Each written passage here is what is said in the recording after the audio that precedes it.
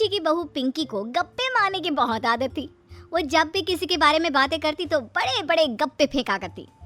आसपास के सब लोगों को पता था कि पिंकी बहुत बड़ी गपोड़ीबाज है। लोग उसकी बात पर विश्वास नहीं किया करते थे, लेकिन हाँ, उसकी बातें सुन सुनकर हंसते बहुत थे। अरे बहू, पड़ोस वाली शर्मा जी है ना, उनकी बेटी का जन्मदिन है, तुम भी चली जाना। ठीक है मम्मी जी, ये तो बता दो गिफ्ट में लेकर क्या जाना है? अरे लेकर क्या जाना है, 250 का लिफाफा दे देना, बस काफी है। अरे मम्मी जी, अच्छा लगेगा क्या? पड़ोसी हैं हमारे, हमें कुछ बड़ा लेकर जाना चाहिए।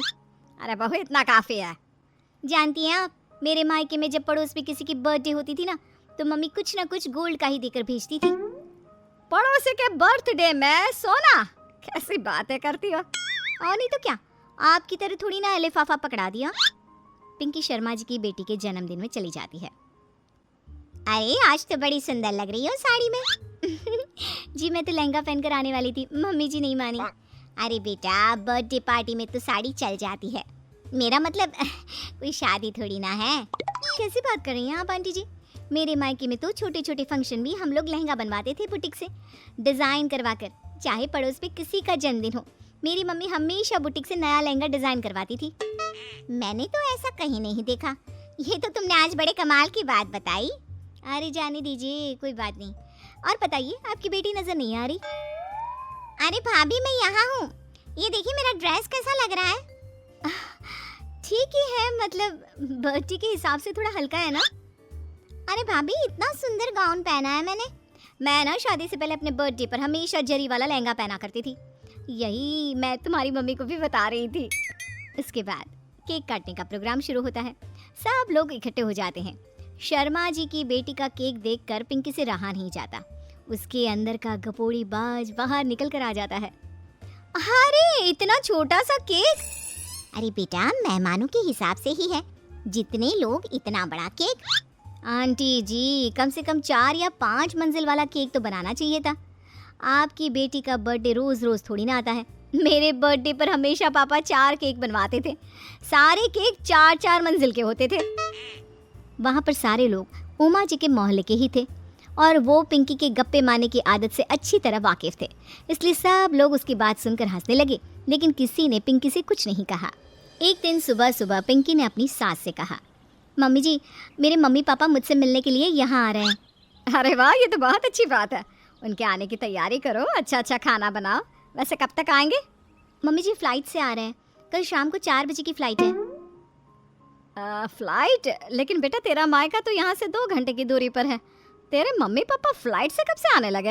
अरे मम्मी जी, आपको पता नहीं है, मेरे मम्मी पापा ना आधे घंटे की दूरी के लिए भी फ्लाइट का टिकट बुक करवाती है।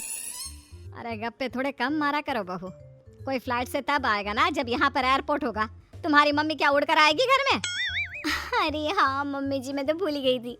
वो क्या ना, मेरे मम्मी पापा हमेशा फ्लाइट से ही ट्रैवल करते हैं, तो मेरे दिमाग से ही निकल गया था। अगले दिन पिंकी के मम्मी और पापा पिंकी से मिलने के लिए उसके घर आते हैं। आइए आइए जी, आपका बहुत बहुत स्वागत है। और समदन जी, हमारी बेटे की कोई शिकायत तो नहीं ना? ठीक से संभाल लिया है ना आपका घर? अरे मेरी बहू बहुत समझदार है, घर का काम बहुत अच्छे तरीके से करती है, बस थोड़ा ज्यादा बोलने की आदत है उसे, आपको परेशान करती होगी ना। बात तो आपकी सही है, उसकी थोड़ा ज्यादा नहीं बहुत ज्यादा बोलने की आदत है। लेकिन कोई बात नहीं, आपकी बेटी दिल की बहुत अच्छी है, बस थोड़ा बोलती ही तो ज्यादा है। पिंकी बेटा इधर आओ, देखो तुम्हारे मम्मी पापा आए हैं, तुमने इनके लिए खाना तो बना लिया ना? वो क्या है ना मम्मी जी, आपसे एक बात कहनी थी। हाँ हाँ बोलो बहू, क्या बात है, डरने की कोई जरूरत नहीं। वो मम्मी जी, मैंने सोचा मम्मी पापा आए हैं तो खाना बाहर से मंगवा लेती हूँ। अरे कोई बात नहीं बेटा, वैसे भी तुम किचन में काम करने लग जाती तो अपने मम्मी पापा से बात कब करती। बहुत अच्छा किया, अब तुम अपने मम्मी पापा के साथ बैठकर आराम से बात करो, मैं अंदर जाती हूँ।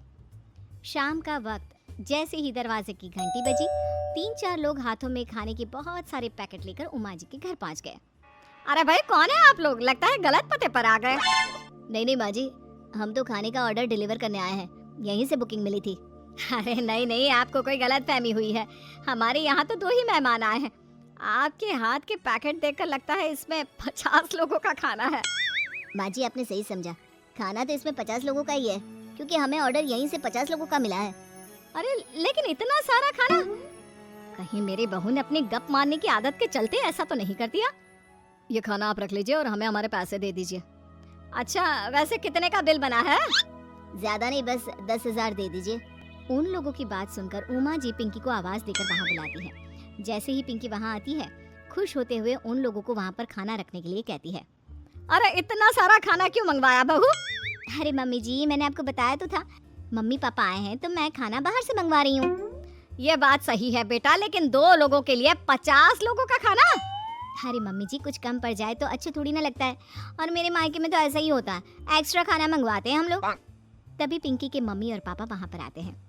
अरे बेटा, एक्स्ट्रा खाना मंगवाने का मतलब ये थोड़ी ना होता है कि 2 लोगों के खाने के लिए 50 लोगों का खाना मंगवा लो। और बेटा, तुम्हारी गप मारने की आदत के चलते 10,000 का बिल आया है, तुम्हें नहीं लगता ये गलत है? देखो बहू, बढ़ा चढ़ाकर बातें करना अपनी जगह, लेकिन इतनी बड़ी बड़ी फेंकना भी गलत है ना।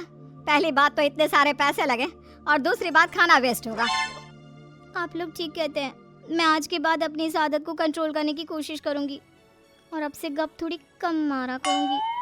पिंकी की बात सुनकर सब लोग हंसने लगे।